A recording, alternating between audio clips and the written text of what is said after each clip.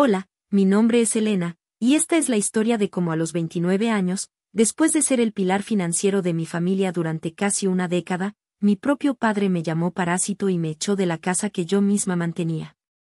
Pocos sabían ellos que al cortar el hilo que creían que me ataba a ellos, en realidad estaban cortando su propia red de seguridad. Si alguna vez te has sentido infravalorado, utilizado o dado por sentado por las mismas personas que deberían amarte más, entonces esta historia resonará contigo. Déjame saber desde dónde estás viendo en los comentarios, y si te sientes identificado, por favor, dale al botón de me gusta y suscríbete a mi canal. Antes de contarte cómo desmantelé el cómodo mundo que habían construido a mi costa, déjame llevarte al principio de todo. Todo comenzó de forma inocente, como suelen hacerlo estas cosas. Tenía 22 años, recién graduada con un título en ingeniería de software, y había conseguido un trabajo fantástico en una empresa tecnológica en auge. El sueldo era más de lo que jamás había soñado ganar a esa edad. Mis padres, mi padre sobre todo, estaban hinchados de orgullo. Lo mostraban de una manera muy particular, no con abrazos o palabras de afecto, sino presumiendo de mi salario con amigos y familiares. Mi Elena, la ingeniera, decía mi padre, con una palmada en la espalda que se sentía más como una reclamación de propiedad que como un gesto de orgullo paterno. Vivía en casa, por supuesto. ¿Para qué vas a malgastar dinero en un alquiler cuando tienes tu habitación aquí?, razonaba mi madre. Y tenía sentido. Me permitiría ahorrar, construir un futuro. O eso pensaba yo. El primer favor fue pequeño. El viejo coche de mi madre finalmente se rindió. Era una reliquia, y era peligroso seguir conduciéndolo. Mi padre se acercó a mí una noche, con una seriedad calculada. Elena, cariño, tu madre necesita un coche fiable. Con tu sueldo, podrías ayudarnos con el pago inicial. Solo el pago inicial, para conseguir un buen tipo de interés. Yo, rebosante de generosidad y del deseo de demostrar mi valía, no solo acepté pagar el pago inicial, sino que me ofrecía cubrir las cuotas mensuales. No os preocupéis, dije con una sonrisa radiante. Yo me encargo. La gratitud en sus rostros fue abrumadora. Me sentí como una heroína. Fue una sensación embriagadora que, sin darme cuenta, empecé a perseguir. Poco después, mi hermano menor, Leo, que siempre fue el artista soñador de la familia, decidió que la universidad comunitaria no era para él. Quería ir a una prestigiosa escuela de arte privada. Las tasas de matrícula eran astronómicas. Mis padres organizaron otra reunión familiar en el salón. Leo expuso su caso con un fervor apasionado sobre cómo esta escuela nutriría su alma creativa. Mis padres me miraron con ojos esperanzados. Es su sueño, Elena, susurró mi madre. No podemos permitírnoslo con la pensión de tu padre. Pero tú podrías hacer lo posible para él. Una vez más, la capa de heroína se posó sobre mis hombros. Pensé en mi propio futuro, en la casa que quería comprar, en los viajes que anhelaba hacer. Pero luego miré la cara suplicante de mi hermano y la mirada expectante de mis padres, y cedí. Está bien, dije. Pagaré la matrícula de Leo. Y así, se estableció el patrón. Mi sueldo no era mío. Se convirtió en el fondo familiar. La hipoteca de la casa de mis padres, que de repente se les hacía demasiado cuesta arriba, pasó a mi cuenta. Las facturas de servicios públicos, las compras del supermercado, las reparaciones inesperadas del hogar. Todo caía en mi regazo. Al principio, lo documentaba, tratando de mantener una apariencia de orden. Pero pronto se volvió abrumador. Simplemente pagaba. Mi cuenta de ahorros, que había empezado con tanto entusiasmo, se estancó y luego empezó a menguar. Mis sueños personales se guardaron en un cajón, cubiertos por capas de obligaciones familiares. Durante 7 años, viví una doble vida. En el trabajo, era una ingeniera de software de alto rendimiento, respetada y competente, liderando proyectos y recibiendo ascensos. Pero en casa, era un cajero automático andante. Leo se graduó de la escuela de arte y decidió que necesitaba un periodo de exploración para encontrar su voz artística, lo que se tradujo en que yo financiara su apartamento tipo estudio, sus materiales de arte carísimos y su estilo de vida bohemio. Mis padres se jubilaron anticipadamente, citando el estrés y la tranquilidad de saber que Elena se encargaría de las cosas. Se acostumbraron a un nivel de vida que nunca podrían haberse permitido por sí mismos. Vacaciones en cruceros, renovaciones en la cocina, cenas en restaurantes caros. Todo cortesía de su hija, la inversión, que finalmente estaba dando sus frutos. Mi vida social se redujo a la nada. Los amigos dejaron de invitarme a salir porque mi respuesta era siempre la misma: no puedo, estoy trabajando hasta tarde, o no me lo puedo permitir ahora mismo. La ironía era tan amarga que casi podía saborearla. Ganaba un sueldo de 6 cifras, pero vivía con menos dinero de bolsillo que un estudiante universitario. Cada vez que intentaba hablar del tema, la conversación se desviaba hábilmente. Estamos muy orgullosos de ti, Elena, decía mi padre. Mira todo lo que has logrado. Es maravilloso que puedas compartir tu éxito con tu familia. Cualquier intento de establecer un límite era recibido con ceños fruncidos y acusaciones veladas de egoísmo. ¿Acaso no somos tu familia? ¿No haríamos nosotros lo mismo por ti?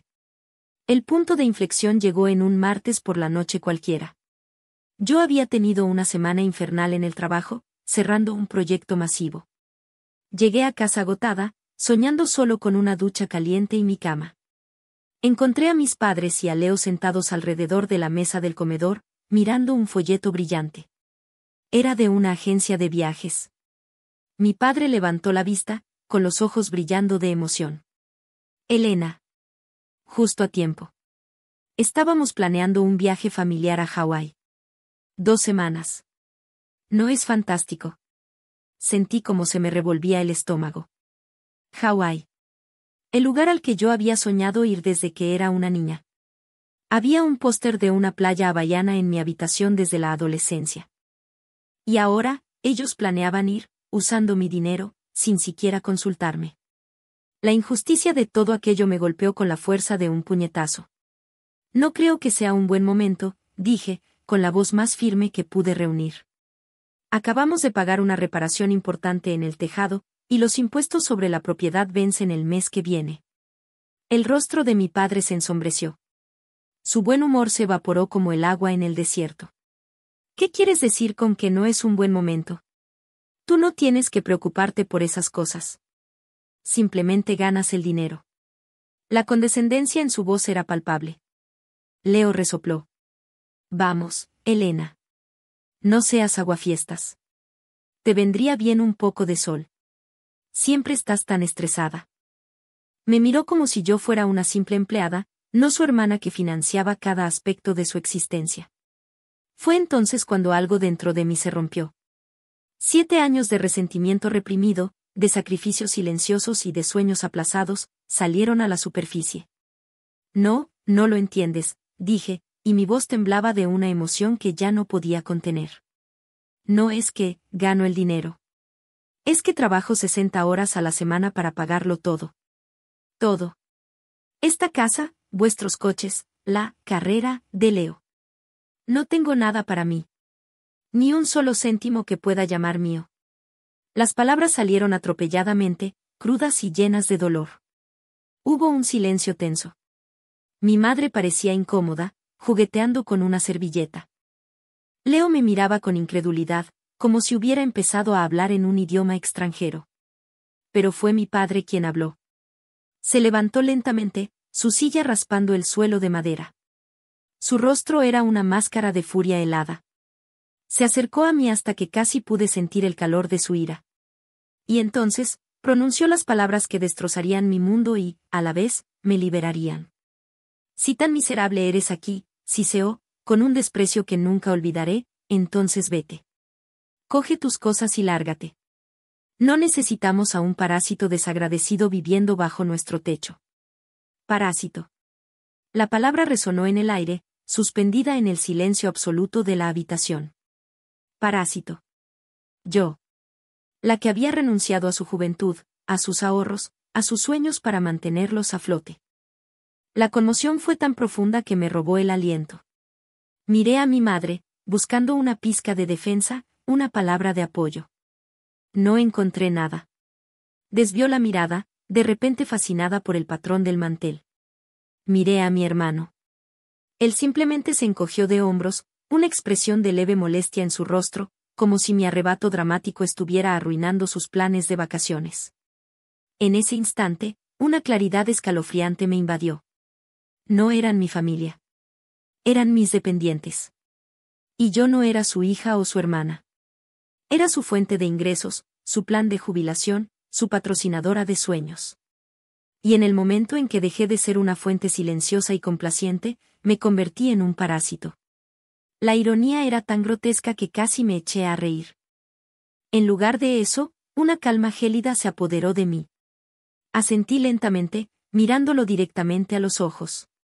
Tienes razón, dije, con una voz desprovista de toda emoción. Me iré. Subí las escaleras, cada paso un eco hueco en la casa silenciosa. Hice una maleta con una eficiencia robótica, metiendo solo lo esencial. Ropa, mi ordenador portátil, documentos importantes. No miré los objetos que había comprado para la casa, ni las fotos familiares en las paredes. Ya no significaban nada para mí. Cuando bajé, seguían allí, inmóviles, como estatuas en un museo de su propia creación. Dejé mi llave de la casa sobre la mesa del comedor, junto al brillante folleto de Hawái. Adiós, dije al silencio. Y salí por la puerta principal sin mirar atrás, cerrándola suavemente detrás de mí. El clic de la cerradura fue el sonido más liberador que jamás había oído. Conduje sin rumbo durante lo que parecieron horas, con las palabras de mi padre repitiéndose en mi cabeza: vete, parásito. Las lágrimas que no había podido derramar en la casa empezaron a brotar, calientes y furiosas. Lloré por la niña de 22 años que solo quería ayudar, por la mujer de 29 que se había perdido a sí misma, por la traición tan profunda que parecía haber tallado un agujero en mi pecho. Finalmente, me detuve en el aparcamiento de un parque y llamé a la única persona en el mundo en la que sabía que podía confiar, mi mejor amiga, Clara. Atendió al primer tono. ¿Elena? ¿Qué pasa? Suenas fatal. Mi voz se quebró al intentar explicarlo. ¿Me ha echado?, conseguí decir. Mi padre.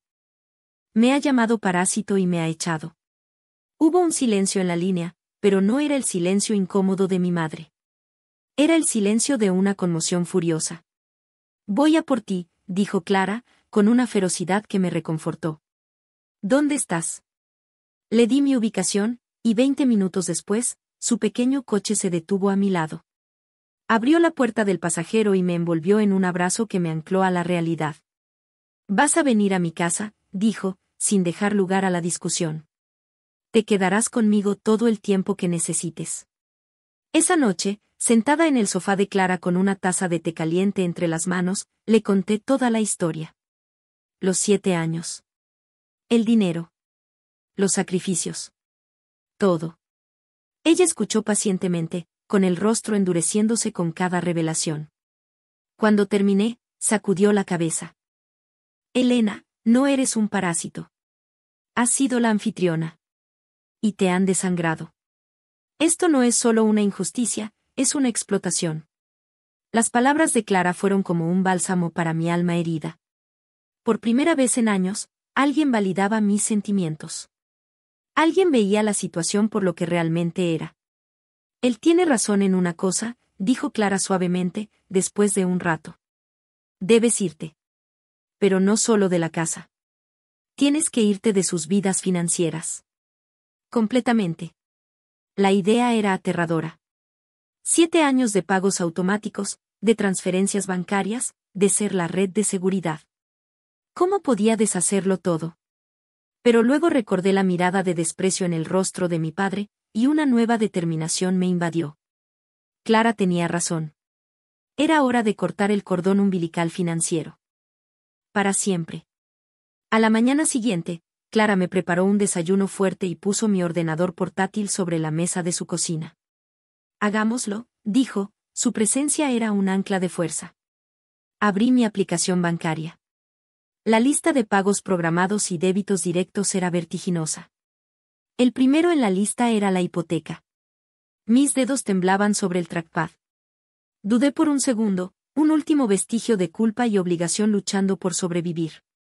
Luego, la palabra parásito, resonó en mi mente.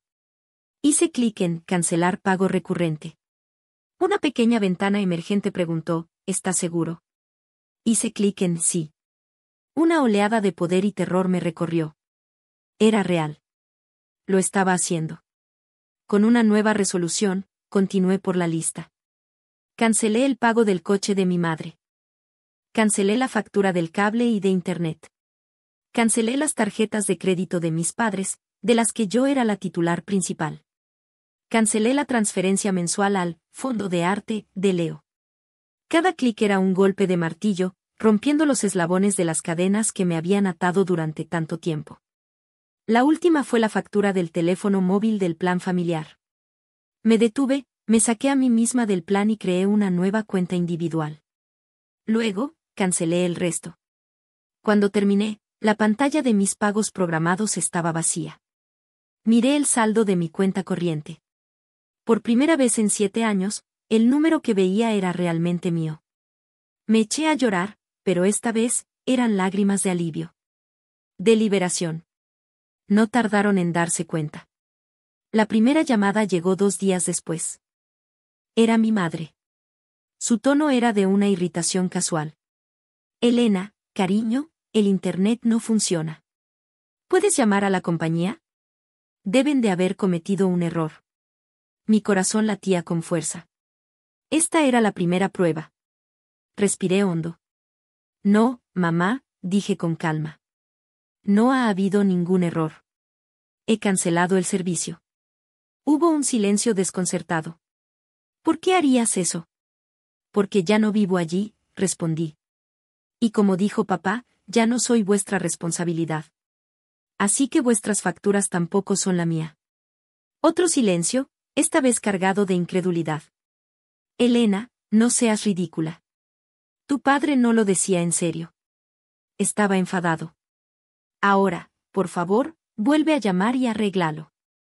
No, mamá, repetí, mi voz más firme ahora. Si queréis internet, tendréis que contratarlo y pagarlo vosotros mismos. Adiós. Y colgué. La siguiente llamada fue de Leo, unas horas más tarde. Sonaba frenético. Elena. Mi tarjeta ha sido rechazada en la tienda de arte. Necesito estos lienzos para mi nueva serie. ¿Qué pasa con mi cuenta? Tu cuenta está cerrada, Leo, le informé. ¿Qué? ¿Por qué? Necesito ese dinero. Entonces te sugiero que encuentres una manera de ganarlo, le dije, la frialdad en mi propia voz me sorprendió. Ya no soy tu patrocinadora. Pero mi arte, gimió. Estás arruinando mi carrera. Tu carrera se construyó sobre mi espalda, Leo. Es hora de que aprendas a mantenerte en pie por ti mismo. Colgué antes de que pudiera responder, sintiendo una mezcla de culpa y una feroz satisfacción. La llamada final de ese día fue la que temía. Mi padre. Su número apareció en mi pantalla y mi estómago se convirtió en un nudo de hielo. Dejé que sonara hasta que saltó el buzón de voz. Su mensaje no era una disculpa. Era una orden. Elena. No sé a qué estás jugando, pero esta estupidez se acaba ahora. Vuelve a casa inmediatamente y arregla este desastre. Estás avergonzando a esta familia. No hubo por favor. No hubo un atisbo de remordimiento. Solo la misma arrogancia autoritaria de siempre. Borré el mensaje. Esa noche, bloqueé sus números. Sabía que esto era solo el principio. Los días siguientes fueron un bombardeo. Al no poder contactarme por teléfono, recurrieron al correo electrónico y a los mensajes en redes sociales. Los mensajes de mi madre pasaron de la confusión a la súplica melodramática. Elena, por favor, vuelve a casa. Te echamos de menos. Tu padre está muy afectado, aunque no lo demuestre. Has roto el corazón de tu madre. Leí las palabras y no sentí nada. Era como ver una mala obra de teatro en la que ya conocía el guión. Sabía que su corazón roto tenía menos que ver con mi ausencia y más con la creciente pila de facturas en la mesa del comedor. Leo intentó una táctica diferente, la culpa y la vergüenza pública. Publicó un vago estado en Facebook sobre cómo algunas personas olvidan de dónde vienen y cómo el dinero cambia a la gente para peor. Varios de sus amigos artistas comentaron con mensajes de apoyo, sin saber la verdad. Me dolió, pero también fortaleció mi resolución. No iba a ser manipulada para volver a mi papel de mártir silenciosa. Pero el verdadero punto de escalada llegó una semana después. Estaba en mi oficina, en medio de una reunión importante con mi jefe, el señor Morales, y varios directores de departamento. Estábamos discutiendo la arquitectura de un nuevo sistema cuando mi recepcionista entró en la sala de conferencias, con una expresión de pánico en su rostro. Elena, lo siento mucho por interrumpir, susurró, pero... Tu familia está en recepción. Y se niegan a irse. Un frío glacial se extendió por mis venas. Mi padre, mi madre y Leo. Allí, en mi lugar de trabajo. La audacia era impresionante. El señor Morales, un hombre amable y perspicaz de unos 50 años, notó mi rostro pálido. ¿Pasa algo, Elena?, preguntó en voz baja. Le expliqué la situación en un susurro apresurado. Su expresión pasó de la preocupación a una comprensión sombría. Se puso de pie. Tómate un minuto, me dijo. Luego, se dirigió al resto de la sala. Damas y caballeros, vamos a tomar un breve descanso de 10 minutos. Se volvió hacia mí. Yo me encargo. Caminó conmigo hasta la recepción. Y allí estaban. Mi padre, con el rostro enrojecido por la ira. Mi madre, pareciendo al borde de las lágrimas. Y Leo, de pie detrás de ellos con los brazos cruzados, luciendo petulante. En cuanto me vieron, mi padre dio un paso adelante. Elena. Ya basta de juegos. Tenemos que hablar. Su voz retumbó en el vestíbulo silencioso y profesional. Varios de mis colegas que pasaban por allí se detuvieron a mirar. La humillación era exactamente lo que él pretendía. Pero el señor Morales se interpuso entre nosotros. Su presencia era tranquila pero imponente. Buenos días, dijo, con una voz educada pero firme como el acero. Soy Ricardo Morales, el jefe de Elena. Este es un lugar de trabajo privado. A menos que tengan una cita, tendré que pedirles que se marchen. Mi padre lo miró con desdén. Somos su familia. Esto es un asunto familiar. Cualquier asunto que tengan con la señorita Rivas, respondió el señor Morales, sin inmutarse, debe ser tratado fuera de su horario laboral y fuera de estas instalaciones. Ahora, por favor, márchense, o tendré que llamar a seguridad. La amenaza de seguridad pareció finalmente penetrar la burbuja de arrogancia de mi padre. Echó un vistazo a los espectadores curiosos, su rostro se contrajo de rabia y vergüenza. Le lanzó una mirada asesina a mi jefe, luego a mí. Esto no ha terminado, siseó, antes de darse la vuelta y salir furioso por las puertas de cristal, con mi madre y Leo pisándole los talones. Me quedé allí, temblando, mientras el señor Morales ponía una mano tranquilizadora en mi hombro. Vuelve a la sala de conferencias cuando estés lista, dijo amablemente. Nadie te juzgará por esto. Su amabilidad, en tan marcado contraste con la crueldad de mi propia familia, fue lo que finalmente me hizo llorar. En ese momento, supe sin lugar a dudas que había tomado la decisión correcta. No había vuelta atrás. Después del incidente en mi oficina, me di cuenta de que necesitaba crear una barrera física y legal. Con la ayuda de Clara, encontré un pequeño apartamento en un barrio tranquilo al otro lado de la ciudad. Era modesto, mucho más pequeño que la habitación que tenía en casa de mis padres, pero era mío. La primera noche que pasé allí, pedí pizza y me senté en el suelo de madera vacía, y sentí una paz que no había experimentado en años. La libertad era abrumadora. Cada decisión era mía. El color de las paredes, los muebles que compraría, la comida en mi nevera. Era estimulante. Contraté a un abogado para que enviara una carta de cese y desistimiento a la dirección de mis padres, estipulando que cualquier intento de contactarme en mi lugar de trabajo o de acosarme de cualquier manera tendría consecuencias legales. Fue un paso drástico, pero necesario. Necesitaba paz para reconstruir mi vida. Y lentamente, lo hice.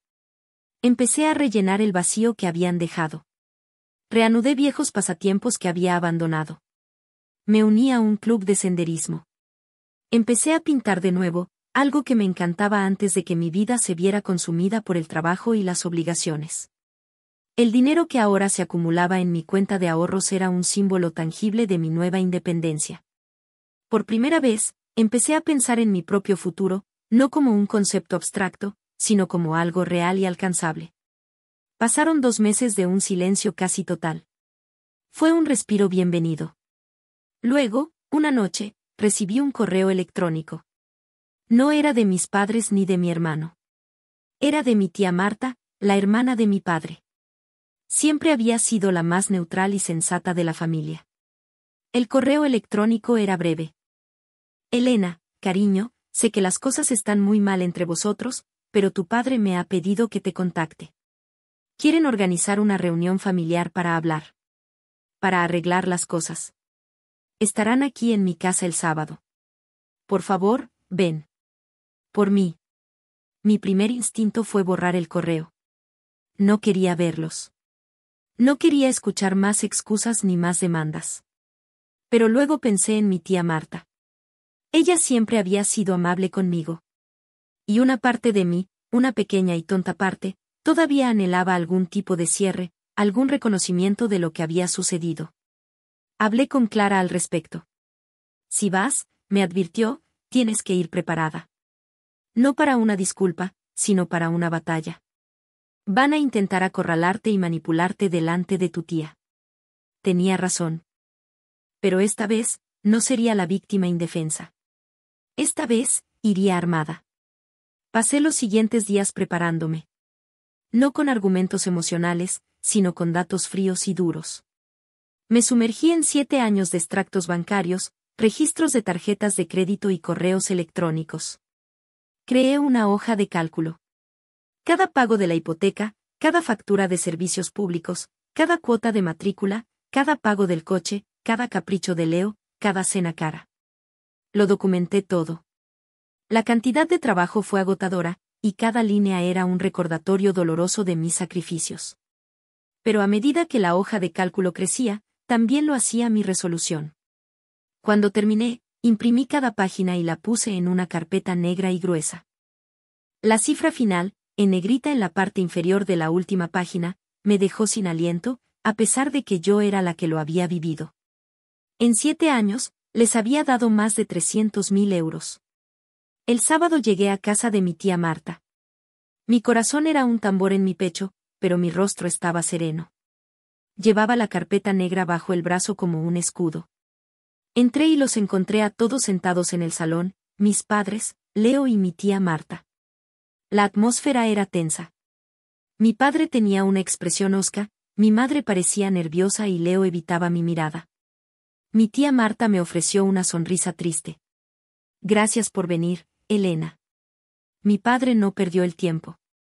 Elena, comenzó, su voz un retumbo bajo, esta situación ha ido demasiado lejos.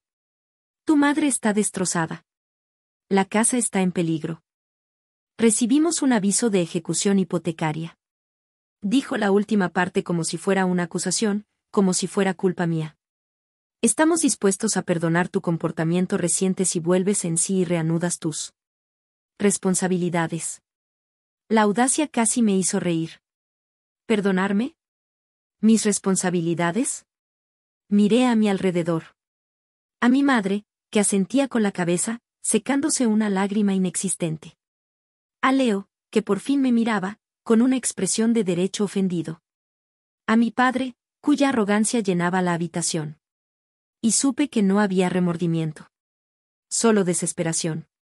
Era mi turno de hablar. No estoy aquí para discutir mis responsabilidades, dije, mi voz tranquila y clara. Coloqué la carpeta negra sobre la mesa de centro con un ruido sordo y definitivo. Todos la miraron. ¿Sabes lo que es esto?, le pregunté directamente a mi padre. Él frunció el ceño. Abrí la carpeta. Estos son los últimos 7 años de mi vida. En cifras. Empecé a leer, mi voz firme, metódica. Hipoteca, 84 pagos mensuales, totalizando 126.000 euros. Matrícula y gastos de la Escuela de Arte de Leo, 65.000 euros. Pagos de los coches, 30.000 euros. Facturas de servicios públicos, alimentos y gastos del hogar, un estimado conservador de 42.000 euros. Tarjetas de crédito, vacaciones, ropa, caprichos. Continué, página tras página, línea por línea. Con cada cifra que leía, el color desaparecía del rostro de mis padres. Leo se hundió en su asiento, pareciendo de repente muy pequeño. Mi tía Marta me miraba con los ojos muy abiertos, una expresión de horror y comprensión amaneciendo en su rostro. Cuando llegué a la última página, hice una pausa para lograr un efecto dramático. El gran total, anuncié en el silencio sepulcral, de la ayuda que este parásito os ha proporcionado durante los últimos 7 años es de 317.428 euros. Cerré la carpeta. El silencio en la habitación era tan denso que se podía cortar con un cuchillo. La arrogancia de mi padre se había desvanecido, reemplazada por una conmoción lívida. Mi madre se tapó la boca con la mano, sus ojos fijos en la carpeta como si fuera una serpiente. Así que no, continué, mi voz ahora con un filo de acero. No voy a reanudar mis responsabilidades. Mis responsabilidades terminaron el día que me llamaste parásito por cuestionar unas vacaciones que no podíais permitiros. La casa está en ejecución hipotecaria porque vivisteis muy por encima de vuestros medios a mi costa. Y ahora, la cuenta finalmente ha llegado. Me levanté, dejando la carpeta sobre la mesa. Os dejo esto. Como un recuerdo. Para que la próxima vez que penséis en la palabra parásito, recordéis exactamente quién alimentaba a quién. Me giré hacia mi tía Marta. Su rostro estaba lleno de una mezcla de pena y respeto. Tía Marta, te quiero. Pero no puedo seguir formando parte de esto. Ella asintió, con lágrimas en los ojos. Lo entiendo, cariño. Lo entiendo. Miré por última vez a las 3 personas que habían formado el centro de mi universo durante tanto tiempo. Por primera vez, no sentí ira ni dolor. Solo sentí. Nada. Eran extraños para mí. Os deseo suerte, dije, y la sinceridad de la frase me sorprendió. La vais a necesitar. Y con eso, me di la vuelta y salí de la casa, hacia mi propia vida, sintiéndome más ligera que nunca. Las secuelas de esa reunión llegaron a mí a través de mi tía Marta. Me dijo que después de que me fui, hubo un silencio largo y pesado antes de que mi madre comenzara a sollozar, no de una manera manipuladora, sino con un dolor genuino y profundo. Leo, por primera vez en su vida, aparentemente se enfrentó a mi padre, gritándole que lo había arruinado todo. Mi padre, por su parte, se quedó sentado en silencio, hojeando las páginas de la carpeta, su rostro pálido como un fantasma. La verdad, en blanco y negro, era innegable. Tuvieron que vender la casa, por supuesto. Apenas evitaron la ejecución hipotecaria y se mudaron a un pequeño apartamento de alquiler, el tipo de lugar que podían permitirse con su pensión. Leo tuvo que conseguir un trabajo, uno de verdad, en una cafetería. Odiaba cada minuto, pero estaba pagando sus propias facturas por primera vez en su vida adulta. Pasó casi un año antes de que volviera a saber de ellos directamente. Fue un correo electrónico de mi madre. Era corto y torpemente escrito. Elena, lo siento. Por todo. Tenías razón. Fui una cobarde. Espero que algún día puedas perdonarme. Unas semanas más tarde, recibí un paquete por correo. Era un pequeño lienzo pintado por Leo. No era su estilo abstracto habitual. Era un paisaje, una playa al atardecer, muy parecida a la del póster que solía tener en mi habitación. No había ninguna nota. No necesitaba verla. Fue su forma de disculparse. La disculpa de mi padre llegó mucho más tarde, y no fue con palabras. Mi tía Marta me contó que en una reunión familiar, alguien hizo un comentario casual sobre lo afortunada que había sido yo al conseguir un buen trabajo. Mi padre, que normalmente se habría hinchado de orgullo, simplemente dijo, en voz baja, no fue suerte. Elena trabajó más duro que nadie que yo haya conocido. Y nosotros lo dimos todo por sentado. La perdimos por nuestra propia estupidez y codicia. Escuchar eso de mi tía fue más significativo que cualquier disculpa directa que pudiera haberme ofrecido. Fue un reconocimiento. Finalmente. En cuanto a mí, mi vida floreció de maneras que nunca hubiera imaginado. Con el dinero que ahorré, invertí en una pequeña startup que un colega estaba lanzando. La empresa despegó, y mi inversión creció exponencialmente. Viajé. Fui a Hawái, por mi cuenta, y lloré en la playa, no de tristeza, sino de una abrumadora sensación de logro. Me compré mi propio apartamento, uno con un balcón soleado donde podía pintar.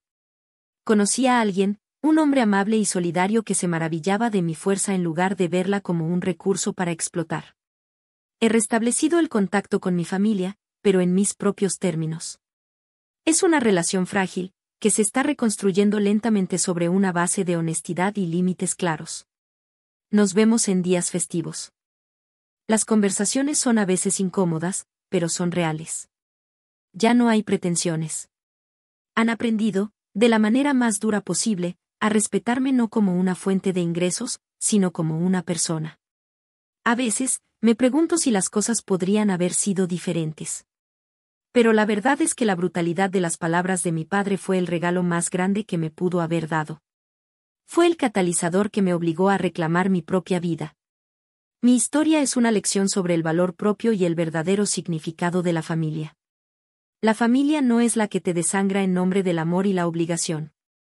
La verdadera familia es la que te levanta, la que celebra tus éxitos como si fueran suyos sin esperar nada a cambio, la que te defiende cuando no puedes defenderte a ti misma. Como Clara. Como el señor Morales. Como mi tía Marta. Mi valor no se medía por los ceros de mi cuenta bancaria, sino por mi resiliencia, mi capacidad para perdonar, no por ellos, sino por mí, y mi fuerza para construir una vida de alegría y propósito desde las cenizas de la traición. Párrafo, ¿alguna vez te han subestimado o te han dado por sentado hasta el punto de ruptura? Comparte tu historia en los comentarios. Hay poder en compartir nuestras experiencias y saber que no estamos solos. No olvides darle a me gusta y suscribirte si este viaje resonó contigo. Y recuerda siempre, tú eres el arquitecto de tu propia vida. No dejes que nadie más sostenga los planos. Gracias por escucharme.